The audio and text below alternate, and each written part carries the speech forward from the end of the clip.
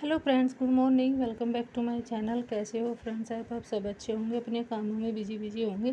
Friends, अभी season आ गया है रंग बिरंगे अपने गार्डन को रंग बिरंगा बनाने का, इतने सुंदर फ्लावर लगाने का। सीड से भी लगा सकते हैं, कटिंग से भी लगा सकते हैं। कुछ ऐसे हैं कि सीड से लगते हैं, कुछ ऐसे हैं कि कटिंग से लगते हैं। तो अभी बहुत अच्छा सीज़न है, सितंबर का लास्ट ही है, सितंबर जाने वाला है।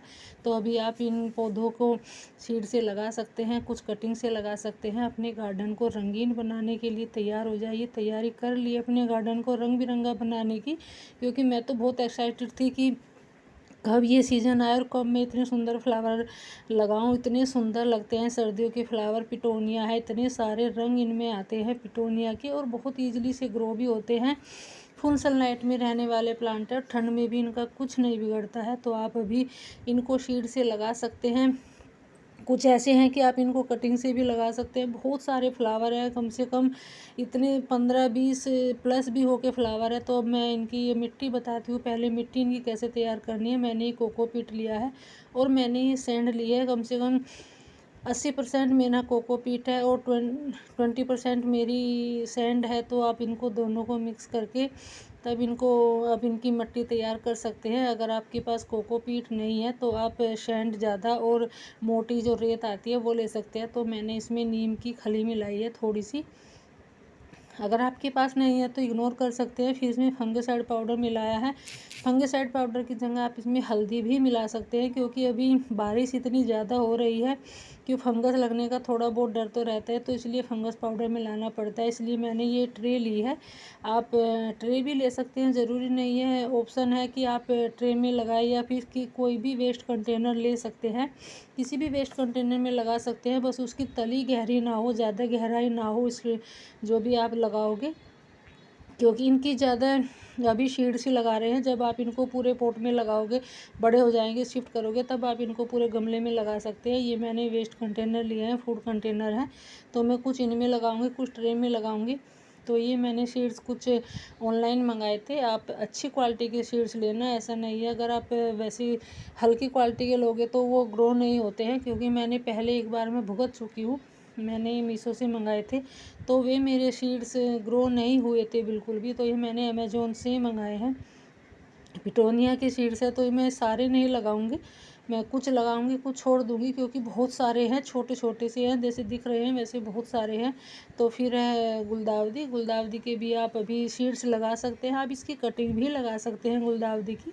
जो भी आपके पास मदर प्लांट है आप उनसे कटिंग लीजिए, और कटिंग से भी ग्रो कर सकते हैं और सीड से भी ग्रो कर सकते हैं। गुलदावदी एक ऐसा प्लांट होता है, दोनों तरह से ही ग्रो हो जाएगा। तो मैं गुलदावदी के, ये मेरा वेस्ट ही है, जो छोटी सी हंडी है वो उसमें मैं लगा रही हूँ। ये भी मैंने अमेज़ोन से ही मंगाए थे गुलदावदी के सीड्स। और ये इनके साथ तो एक कोकोपीट भी आया है, बहुत ज़रा सा। हाँ, दे तो ऐसा दिया जैसे इसमें सारे ही लग जाएंगे। तो गुलदावदी के सीड्स भी बहुत ज़्यादा हैं, तो मैं आधे ही लगाऊंगी, आधे में रख लूँगी, अगले साल काम आ जाएंगे। ज़रूरी नहीं है कि अभी लगाए सारे। तो इनको कटिंग से भी लगा सकते हैं। कटिंग से भी बहुत जल्दी से ही ग्रो हो जाते हैं। जो आपका मदर प्लांट होगा उसमें साइड साइड से बहुत सारे बेबी प्लांट निकले रहते हैं, आप उनसे भी ग्रो कर सकते हैं गुलदावदी को, उसमें रूट्स बनी रहती है। तो फिर हमारा कैलेंडुला, नहीं, ये फ्लावर प्लांट है, इसका मुझे नाम याद नहीं है, बट ये बहुत सुंदर फ्लावर प्लांट होता है। इसके शुरू में तो मैं इसको डॉलर प्लांट ही सोचती थी। जब इस पर फ्लावर आए तो मैं इसकी कटिंग ही लेके आई थी। और मैंने इसकी, नहीं कटिंग नहीं थी, प्लांट था एक छोटा सा, मैं वो लेके आई थी। इसमें भर भर के इतनी सारी फ्लावरिंग थी। तो इसमें सीड्स भी बनते हैं। तो ये भी विंटर का ही फ्लावर प्लांट है और बास्केट के लिए बहुत अच्छा ऑप्शन है। आप इसको बास्केट में लगा सकते हैं। तो इसके भी सीड्स बनते हैं। थोड़े इसके सीड्स मोटे होते हैं, तो अभी आप इसको भी लगा सकते हैं। ये मैंने वेस्ट कंटेनर लिया है, इसकी भी तली इतनी ज़्यादा गहराई नहीं है, बट इसको ही मैं इसमें छोड़ दूँगी सीड्स लगा के। जो और एक्स्ट्रा प्लांट होंगे उनको अलग शिफ्ट कर दूँगी। तो ये इनके सीड्स है। तो अभी आप इसके भी सीड्स लगा सकते हैं। और अगर आपको इसका नाम पता है तो मुझे नाम ज़रूर बताइएगा कमेंट करके कि इस फ्लावर प्लांट का नाम क्या होता है, क्योंकि मैं भूल गई हूँ, मुझे नहीं पता है। पहले तो याद था शायद मेरे, तो मैं इनको हल्के हल्के से मिट्टी में ऐसे दबा के, अब ऊपर से थोड़ी सी हल्की सी मिट्टी कर देनी है, ज़्यादा गहरा नहीं दबाना है। फिर है हमारा मैरीगोल्ड। मैरीगोल्ड को भी आप शीड से भी लगा सकते हैं और इनको कटिंग से भी लगा सकते हैं। अगर आपके पास मदर प्लांट है, तो उससे आप कटिंग करके लगा लीजिए, बहुत जल्दी से ग्रो हो जाएगा। अगर आपके पास नहीं है तो फिर आप कहीं से भी पूजा मंदिर में वगैरह से वहाँ से एक फ्लावर ले आइएगा। ज़रूरी नहीं है कि आप इसके सीड्स ही ख़रीदें, मैंने तो मंगा लिए थे, बट आप कहीं मंदिर से भी, पूजा से भी आप कोई भी एक फ्लावर ले सकते हैं, सूखा हुआ सा हो तो उसके भी आप सीड्स ग्रो कर सकते हैं। बहुत जल्दी से सीड ग्रो हो जाते हैं इनके, और कटिंग से भी बहुत ईजिली से ग्रो हो जाते हैं। तो आप अभी मैरीगोल्ड को भी लगा सकते हैं, कटिंग से भी लगा सकते हैं और इनको सीड से भी लगा सकते हैं। बहुत सुंदर फ्लावर प्लांट होता है मैरीगोल्ड का भी, और पूजा के लिए भी शुभ माना जाता है।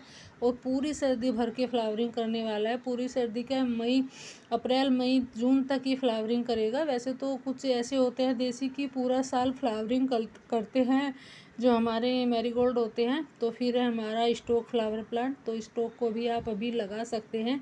ये भी बहुत हार्डी प्लांट होता है और आपको मई जून तक ये फ्लावरिंग करेगा।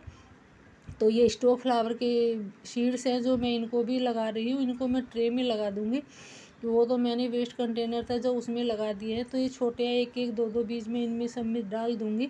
और ज़्यादा गहरा नहीं करना है आपको बिल्कुल भी। और जो हम मिट्टी बनाते हैं इनको थोड़ी मॉइस्चर बना के रखना है, ज़्यादा बिल्कुल सूखी नहीं लेनी है। फिर है हमारा डेंथस को भी आप अभी लगा सकते हैं। वैसे तो डेंथस परमानेंट फ्लावर प्लांट होता है, बहुत लोगों के यहाँ बचा भी होगा, हमारे यहाँ तो नहीं बचा है, मेरा ख़राब हो गया था गर्मी की वजह से। इतनी ज़्यादा गर्मी हुई है, तो अभी आप डेंथस को भी लगा सकते हैं। डेंथस कटिंग से भी तैयार हो जाता है। अगर आपके पास ये प्लांट है तो आप इसकी कटिंग भी लगा सकते हैं, बहुत ईजिली से ग्रो हो जाता है। अगर नहीं है तो आप इसके सीड्स भी ग्रो कर सकते हैं।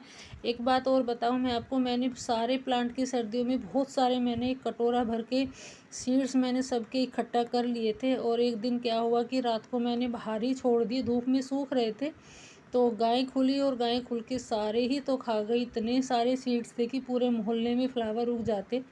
फिर है हमारा वर्बिना को भी आप अभी लगा सकते हैं। ये भी बहुत ही सुंदर फ्लावर प्लांट होता है और डिफरेंट डिफरेंट कलर में भी आता है। ये वर्बिना के सीड्स है, तो ये भी बहुत ही ईजिली ग्रो हो जाता है। अभी आप इनका भी सीज़न है लगाने का, अक्टूबर सितंबर एंड तक लगा लीजिएगा इनको भी। और एक एक दो दो करके मैं इनको भी ऐसे ही डाल दूँगी, ज़्यादा इनको गहरा नहीं लगाना होता है। फिर है हमारा पेंजी भी बहुत सुंदर फ्लावर प्लांट होता है, इसके भी बहुत सारे कलर आते हैं। वैसे तो नर्सरी से अगर आप लाना चाहते हैं तो ये 20-20 25-25 रुपए के मिल जाते हैं। शुरू में तो थोड़ा 25-30 रुपए के मिलेंगे और बीच में जाके ये 10-15 20-20 रुपए के हो जाते हैं। तो अगर आप नहीं भी लगाना चाहते हैं तो नर्सरी से भी सस्ते ही मिल जाते हैं।